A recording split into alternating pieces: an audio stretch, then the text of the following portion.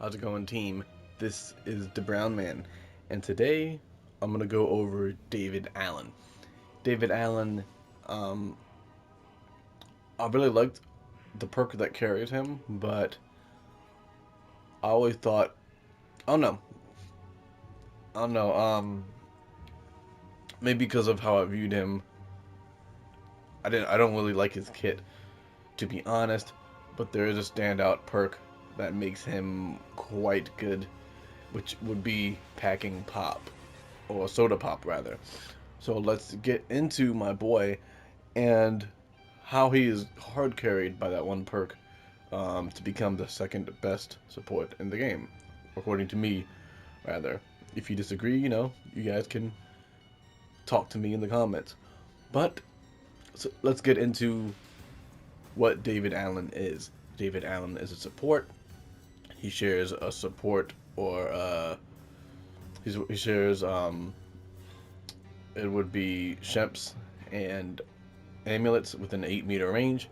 That is inert to all supports. His active is Beacon of Hope, so he lights a fire, puts it down. It's this blue flame with quite a bit of range. 120-second cooldown. It lasts for 90. I mean, it lasts for 30 seconds though. So because it lasts for 30 seconds, the cooldown is effectively 90 seconds. And then you have the fear reduction is 2 per tick for 30 seconds. That leads to a 60 fear mitigation total. Packing pop is the active, well, my bad, the passive that he starts with is also his best perk. So it actually reduces incoming damage by 30% and lasts for 30 seconds. So that is going to be the core of why he's so good. Because first of all, that is a ridiculously long um, boost to stats, which is 30 seconds. That's a lot. The other thing too is that if someone can take 30% more damage, that means effectively they have 30% more health because they are. My bad. There's a there's a microwave in the background, but so you guys might hear that. But effectively, they have 30% more health, right? And when you think about how this stacks with other perks, it gets quite nutty. So, especially when you're playing with warriors, you're playing with leaders, right? Those that are taking quite a bit of hits. So they're going to have a 30% mitigation, damage reduction added to whatever mitigation they have. So if they have tougher than hell, that's a 40% mitigation. If they have over here reinforced amulet on the bulky warriors, that's a 50% mitigation. If they have seasoned survivor, that's an extra 13% mitigation. It's going up to a 63% damage mitigation, and it gets quite nutty. Weapon Master Nail Gun is not bad. The Nail Gun is meh of a weapon.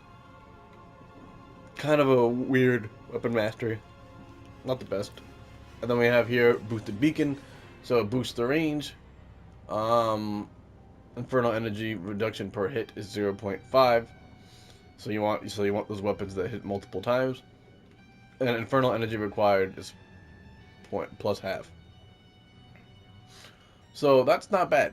So once again, not a bad kit. His active isn't the strongest, but it's not quite bad because it allows you to sit on a point. So when the demon is coming, because the fear reduction is not instant like Evil Dead 1 Ashes, you're going to want to preemptively probably put this down. Also to make the possessions cost a bit more. So you're going to want to preemptively put this down. Maybe when you're at 1/3 fear, you can do it. Or if you're on the book, you can just drop it on the book, to be honest, just to help protect that book and get rid of possessed units a bit quicker. So, once again, not bad for book protection. Not the best, but it's just passively doing its work. So, it's quite good for that. So, let's get into this guy.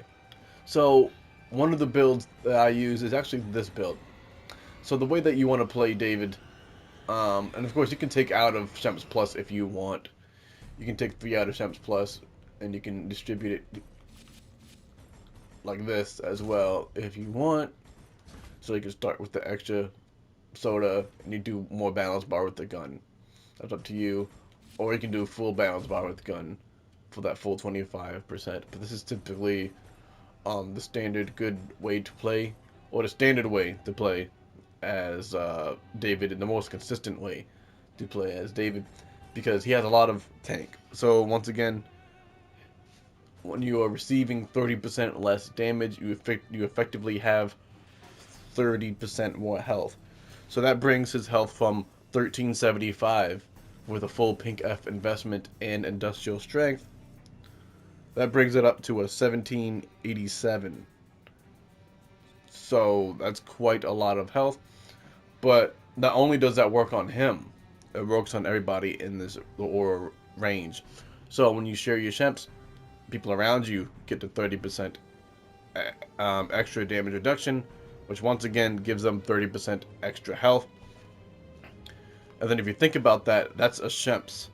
So he doesn't need to carry 8 Shemps, because the 30% mitigation for 8 seconds actually covers a Shemps, pretty much a Shemps share worth of damage.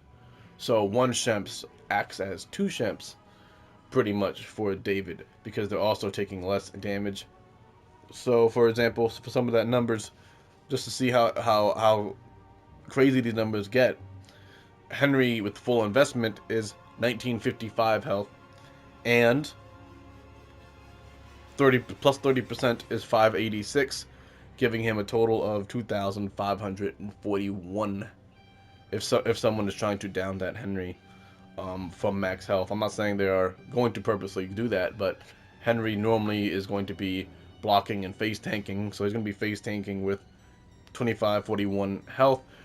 But also 30% reduced damage doesn't just go for HP, it goes for shields, and this is where this really shines. Because warriors often have that, sometimes that, once again, if they're bulky, they have that reinforced amulet for the extra 10% mitigation, and not being able to break through, or rather having a harder time breaking through that shield to get to that health, means that when you play as my boy Alan, you're going to want to drink your Shemps first, and then pop your shield. So the shield will be much harder to break through, and it'll be harder to break through to that health.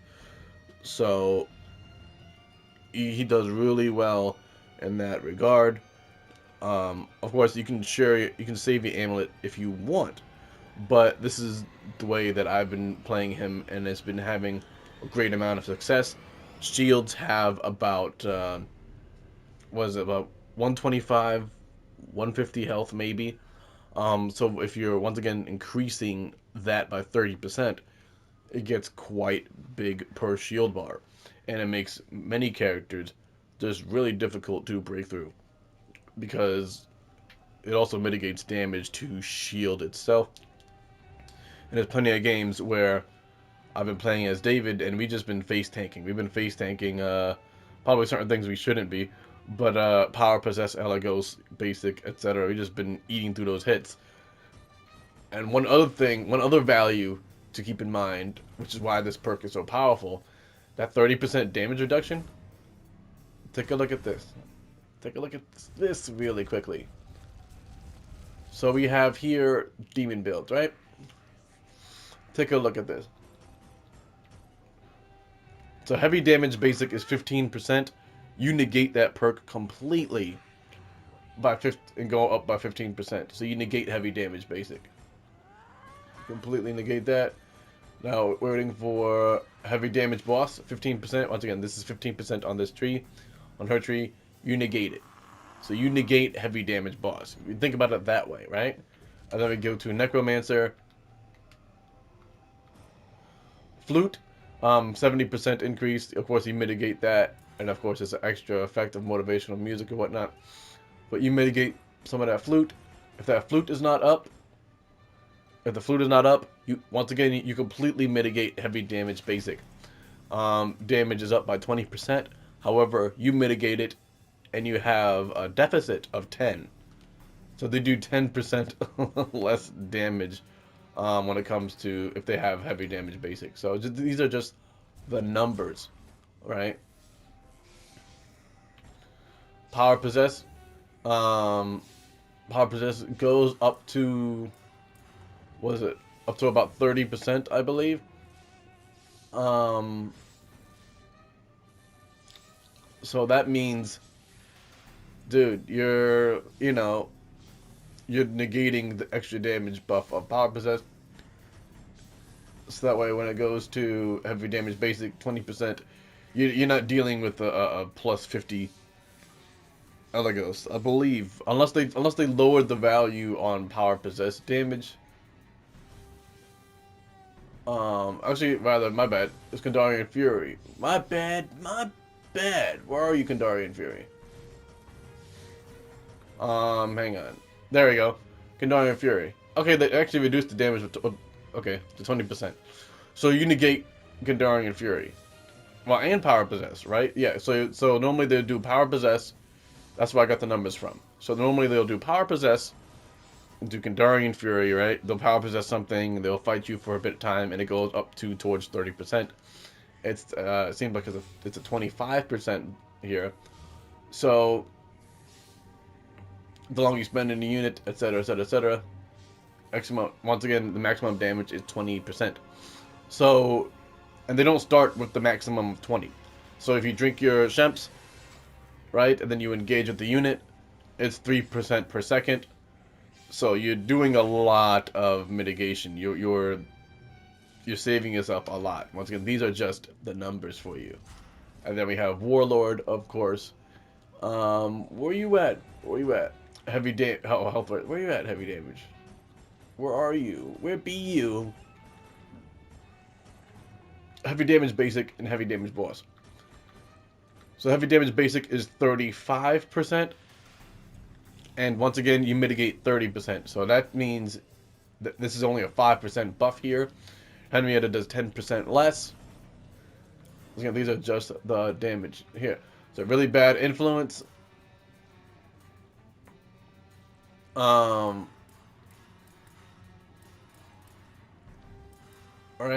And then you stack the numbers up, and once again, it is what it is when it comes to this. You take off, once again, 30%, so then you're working from a much lower level, much lower multiplier. Oh, let me go back to David. So those are some of the examples. Once again, yo, you should take a drink every time I say once again. So you do have that reduction. So that's just a little bit of math. Some people don't really think about this in that kind of way. But that's one way to think about it. Because in this game, it's all numbers. It's all about who's beating whose ass. So buffing shield and buffing health to the degree that he does goes quite far. And boosted beacon is not bad as well for handling those units.